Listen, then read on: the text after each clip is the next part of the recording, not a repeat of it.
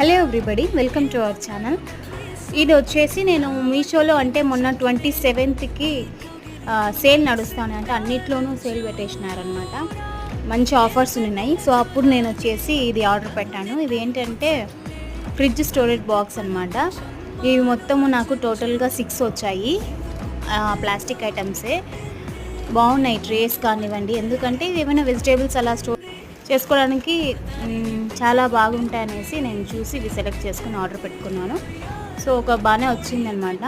Quality ఎందుకు కూడా బాగుంది, రీజనబుల్. ఇది వచ్చేసి యాక్చువల్గా 6 మంత్స్ 5 మంత్స్ బ్యాక్ దీని కాస్ట్ వచ్చేసి 500 ఉండే.